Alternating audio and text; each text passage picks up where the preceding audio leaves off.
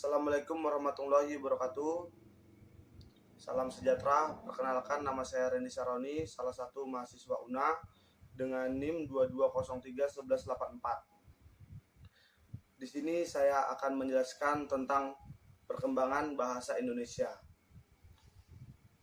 Yang pertama, materi pembahasan. 1. Sejarah bahasa Indonesia. 2. Sumber bahasa Indonesia. 3. Peresmian bahasa Indonesia. 4. Peristiwa penting yang berkaitan dengan Indonesia. 5. Sejarah bahasa Indonesia. 6. Selesai. 1. Sejarah bahasa Indonesia.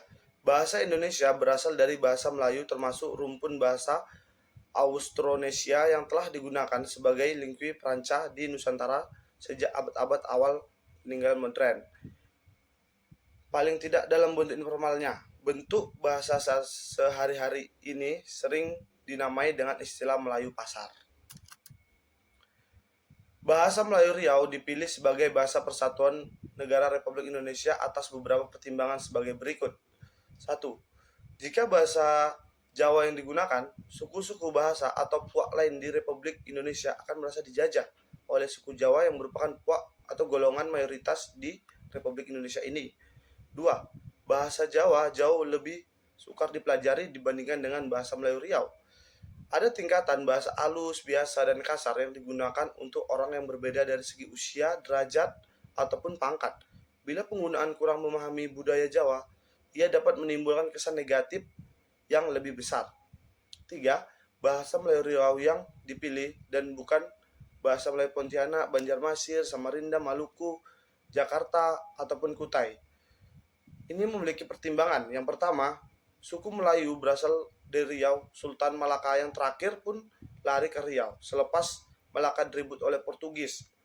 Yang kedua, sebagai lingua franca, bahasa Melayu Riau yang paling sedikit terkena pengaruh misalnya dari bahasa Tionghoa, Hokkien, Teochew, ataupun dari bahasa lain. 4. Penggunaan bahasa Melayu bukan hanya terbatas di Republik Indonesia. Pada 1945, penggunaan bahasa Melayu selain Republik Indonesia yaitu Malaysia, Brunei, dan Singapura.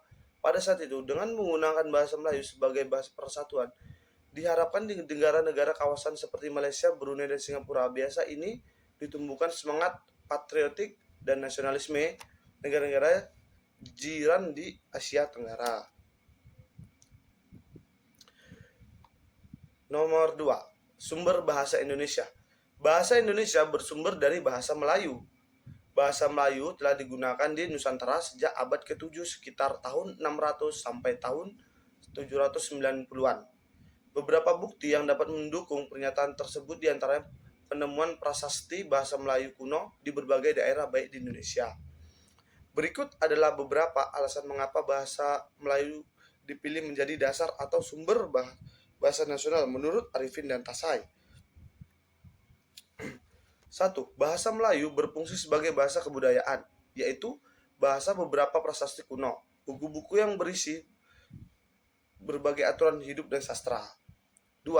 Bahasa Melayu berfungsi sebagai bahasa menghubung, lingua franca, antar suku di Indonesia. Yang ketiga, bahasa Melayu berfungsi sebagai bahasa perdagangan. 4. Bahasa Melayu berfungsi sebagai bahasa resmi kerajaan. Yang terakhir, sistem bahasa Melayu sederhana tidak memiliki tingkatan bahasa. Lanjut nomor 3, peresmian nama bahasa Indonesia. Beberapa tanggal dan bulan hari lahir bahasa Indonesia diperingati, ada 5 pilihannya. Berikut ini kelima pilihan itu. Yang pertama, 28 Oktober 1928. Tanggal ini mengacu pada Kongres Pemuda II. Salah satu butir kongres tersebut ialah kami putra dan putri Indonesia menjunjung bahasa persatuan bahasa Indonesia. Kedua, 18 Agustus 1945 menurut Hari Murti Kridalaksana dalam Bahasa Lampau Bahasa Indonesia 1991. Bahasa Indonesia secara yuridis resmi diakui adanya pada 18 Agustus 1945 karena UU DRI 1945 pasal 36 menyebutkan bahwa bahasa negara ialah bahasa Indonesia. Ketiga, 2 Mei 1926 usul M. Yamin yang menyebut bahasa Melayu sebagai bahasa persatuan. Yang keempat, 10 Januari 1926, pada tanggal inilah kali pertama nama bahasa Indonesia muncul dalam sejarah Indonesia. yakni pada tulisan Tabrani yang berjudul Kasihan. Yang kelima, 11 Februari 1926. Pada tanggal ini, Tabrani menulis artikel di India Brunei yang berjudul Bahasa Indonesia. 4. Peristiwa penting yang berkaitan dengan bahasa Indonesia. Inilah beberapa tanggal penting yang berkaitan dengan bahasa Indonesia. Dimulai dari tahun 1901. Disusunlah ejaan resmi bahasa Melayu oleh C.H. van Opperhausen yang dibantu oleh Muhammad Taib Sultan Ibrahim dan Nawawi Sultan Mamoer. Ejaan ini dimuat dalam kitab Logat Melayu. Tahun 1908, pemerintahan kolonial Belanda mendirikan badan penerbit buku bacaan yang kemudian diberi nama yaitu Commissie voor de Volkscultuur atau Taman Bacaan Rakyat. Tanggal 16 Juni 1927, Jakja Datwek Kajum menggunakan bahasa Indonesia di dalam pidatonya. Hal ini merupakan pertama kalinya dalam sidang Volksraad Dewan Rakyat terdapat seorang berpidato dengan memakai bahasa Indonesia. Tanggal 28 Oktober 1928, Muhammad Yamin secara resmi mengusulkan supaya bahasa Melayu digunakan sebagai bahasa persatuan Indonesia. Tahun 1933, terbit majalah Pujangga Baru yang disusun oleh Asmin Pane, Amir Hamzah, dan Sultan Takdir Ali Syahbana.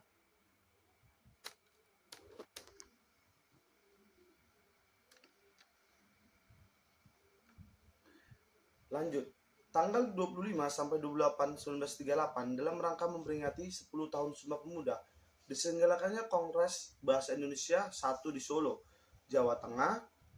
Kongres ini dihadiri oleh bahasawan dan budayawan terkemuka pada saat itu, seperti Ki Hajar Dewantara, Profesor Dr. P. Badja, bahasawan dan budayawan terkemuka pada saat itu, seperti Ki Hajar Dewantara, Profesor Dr.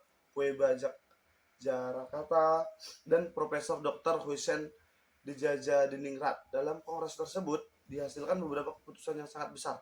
Artinya, bagi pertumbuhan dan perkembangan bahasa Indonesia, keputusan tersebut antara lain mengganti ejaan Van Hausen, mendirikan Institut Bahasa Indonesia dan menjadikan bahasa Indonesia sebagai bahasa pengantar dalam Badan Perwakilan. Tahun 1942 sampai 1945, masa pendudukan Jepang. Jepang melarang pemakaian bahasa Belanda yang dianggapnya sebagai bahasa musuh.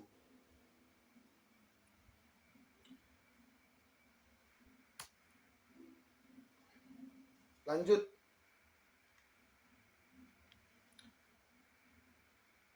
Tanggal 18 Agustus 1945, bahasa Indonesia dinyatakan secara resmi sebagai bahasa negara sesuai dengan bunyi UUD 1945. Bab 15 pasal 36. Bahasa negara adalah bahasa Indonesia. 19 Maret 1947 melalui SK nomor 264/BHG A/47, Menteri Pendidikan, Pengajaran dan Kebudayaan Mr. Sewandi meresmikan penggunaan ejaan Republik sebagai pengganti dari ejaan Van Hausen yang sebelumnya berlaku. Tanggal 1948 terbentuknya sebuah lembaga menangani pembinaan bahasa dengan nama Balai Bahasa. Lembaga ini pada tahun 1968. Tanggal 28 Oktober dan 2 November 1954 dilaksanakan Kongres Bahasa Indonesia II di Medan. Tanggal 16 Agustus 1972, Republik Indonesia meresmikan penggunaan EYD atau Ejaan Bahasa Indonesia yang disempurnakan melalui pidato kenegaraan. Pada tanggal 31 Agustus 1927, Menteri Pendidikan dan Kebudayaan menetapkan mengenai pedoman umum Ejaan Bahasa Indonesia yang disempurnakan serta pedoman umum. Tanggal 28 Oktober sampai 2 November 1978 dilaksanakan Kongres Bahasa Indonesia III di Jakarta. Lanjut, kita ke tanggal 28 Oktober dan 2 November 1993 dilaksanakannya Kongres Bahasa Indonesia 6 di Jakarta. Tanggal 26 sampai 30 Oktober 1998 dilaksanakan Kongres Bahasa Indonesia 7 di Hotel Indonesia Jakarta. Tanggal 28 Oktober sampai 1 November 2008 dilaksanakan Kongres Bahasa Indonesia 9 di Jakarta. Itulah tanggal-tanggal yang mengenai dengan terjadinya perkembangan bahasa Indonesia. Kita lanjut nomor 5. Sejarah perkembangan ejaan bahasa Indonesia. Dimulai dari ejaan Van Hausen 1901 sampai 1947. Ejaan ini menggunakan huruf Latin dan sistem ejaan bahasa Belanda yang diciptakan oleh Charles Avan Housen. Yang kedua, ejaan Republik atau ejaan Suewardi tahun 1947 sampai 1956. Ingin menyempurnakan ejaan Van Housen menghasilkan ketentuan ejaan yang disebut ejaan Republik atau ejaan Suewardi. Lanjut lagi, dia menjadi ejaan pembaharuan pada tanggal 1956 sampai 1961. Membicarakan tentang perubahan sistem ejaan untuk menyempurnakan ejaan Suewardi. Lanjut ke ejaan Melindo pada tahun 1961 sampai 1967, menyempurnakan konstanta yang menyulitkan penulisan, namun gagal karena adanya konfrontasi Indonesia dengan Malaysia 1962 tepatnya pada tahun itu. Lanjut menjadi ejaan baru dan lembaga bahasa kesusastraan pada tahun 1967 dan 1972. Kelanjutan dari ejaan Melindo yang gagal pada saat itu. Baiklah, terima kasih.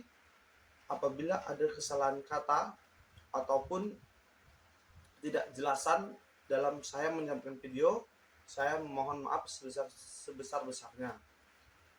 Saya sudahi dengan Assalamualaikum warahmatullahi wabarakatuh.